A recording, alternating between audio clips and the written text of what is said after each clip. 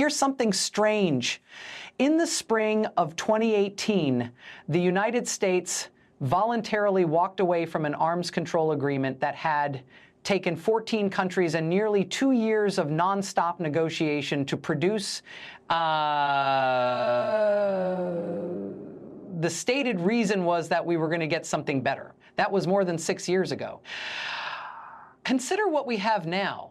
Notice something specific about the way the withdrawal was sold to the American public. It wasn't framed as abandonment. It was framed as leverage. The argument delivered from the Rose Garden on May 8, 2018, was essentially this: the 2015 Joint Comprehensive Plan of Action, the JCPOA, was a bad deal, a weak deal, a deal made by people who didn't know how to negotiate, and that once the United States applied real pressure, the Iranians would come back to the table and agree to something far more comprehensive. That was the promise. Here's the thread that doesn't add up. In the years that followed, Iran didn't come back to the table on American terms. Iran accelerated its nuclear program. And the Republicans who cheered the loudest for the withdrawal are now heading into a midterm election cycle in which the consequences of that promise, the broken one, are fully visible. So let's walk through what actually happened, because the details matter. The JCPOA didn't happen overnight. It was the product of years of grinding, painstaking diplomacy stretching back to at least 2013, when the Rouhani government in Tehran signaled a tentative willingness to engage. The final agreement reached in Vienna in July 2015, after 20 months of formal negotiations, involved the United States, the United Kingdom, France, Germany, Russia, China, and the European Union, 8 major world powers. In one room, agreeing on anything. The deal that emerged was not perfect. No one said it was. It had a sunset clause, provisions that expired after 10 to 15 years. It didn't address Iran's ballistic missile program. It didn't resolve the question of Iran's role in regional proxy conflicts. Critics on both sides of the aisle pointed to these gaps. But here's what it did do. The IAEA, the International Atomic Energy Agency, the UN's nuclear watchdog, verified consistently that Iran was in compliance with the deal's core provisions. Iran's stockpile of enriched uranium was reduced by 98%. Its centrifuge count was cut by 2/3. Its pathway to a nuclear weapon was extended from an estimated 2 or 3 months to roughly a year, giving the international community meaningful warning time. And all of this was being monitored by inspectors with access that no previous agreement had ever provided. That was the deal on the table on January 20th, 2017. Let's go through the evidence methodically, because this is where it gets important. In April 2018, 1 month before the withdrawal, Trump's own Secretary of Defense, James Mattis, testified before the Senate Armed Services Committee. Senator Angus King asked him a direct question: was Iran in technical compliance with the nuclear agreement? Mattis's answer was yes. Not a qualified yes, a direct, unambiguous yes. He went further. He said he believed the United States should stay in the deal unless there was a clear violation. That testimony is in the public record. 1 month later, the United States withdrew anyway. Now, consider what the intelligence community's own assessment said before and after the withdrawal. Prior to 2018, the Director of National Intelligence's annual worldwide threat assessment described Iran's nuclear program as constrained by the deal. After the withdrawal, those same assessments began tracking a very different trajectory. By 2021, Iran had breached virtually every major limit established by the JCPOA. Its enriched uranium stockpile had grown from the permitted 300 kilograms to over 2,000 kilograms. It was enriching to 60% purity, far above the 3.67% limit in the deal, and dangerously close to weapons grade. Its advanced centrifuges, the IR-6S and IR-8s that the deal had prohibited, were spinning. The maximum pressure campaign, the sanctions regime that was supposed to bring Iran to its knees and back to the table, produced, in the words of one former senior national security official, the worst of all worlds. Iran was under severe economic strain, and Iran's nuclear program was more advanced than it had been at any point since the deal was signed. Both things were true simultaneously. Here's one more data point.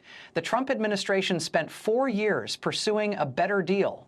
No such deal materialized. Not a framework, not a preliminary agreement, not even a public set of negotiating principles that Iran acknowledged receiving. The Iranians refused to meet. The European partners who had co-signed the original deal refused to reimpose multilateral sanctions. The maximum pressure coalition never formed. It was the United States increasingly negotiating with itself. Here's where everything clicks into place. The argument for withdrawal was never really about the nuclear program. The nuclear program, by every technical measure available, was under control.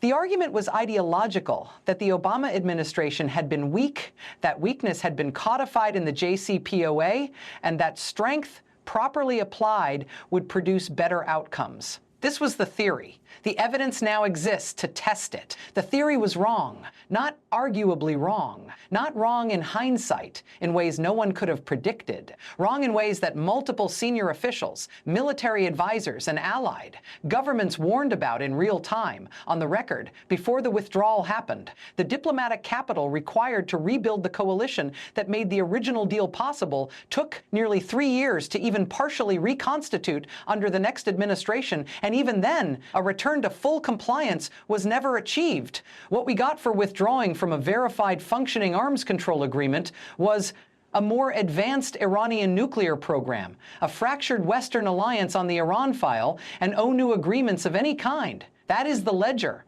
and it's public, and here's the part that should concern all of us.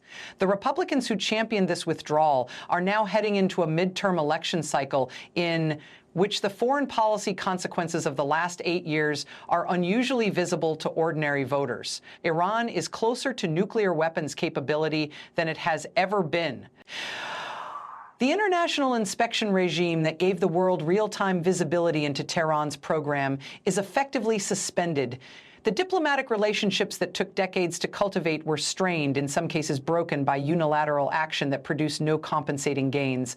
Voters don't usually decide midterm elections on nuclear non-proliferation. That's just true. But they do make judgments about competence. They make judgments about whether the people who held power delivered on what they promised. And the promise here, the specific, stated, documented promise, was that abandoning the Obama-era deal would produce a better deal, more comprehensive, more durable, stronger. That promise now has a public record attached to it, and the record does not support the promise. The political price of that gap between what was promised and what was delivered is something Republican candidates in competitive races are being asked to account for. Most of them don't have a good answer because the deal they promised never arrived. Here's what we still don't fully know. To what extent did the decision to withdraw reflect a genuine strategic calculation versus a desire to dismantle a signature Obama-era achievement on principle? The internal White House deliberations from 2017 and 2018 have never been fully disclosed. Multiple former officials have given conflicting accounts. And this, if a new administration attempted to re-enter a nuclear framework with Iran today, given the state of the program and the collapse of inspection access, what exactly would they be negotiating over? The original deal's architecture may no longer map onto the current reality. That question doesn't yet have an answer. And the people who could have prevented it from becoming the question are the same people who were supposed to get us a better deal. The art of the deal, it turns out, requires first understanding what you have before you throw it away.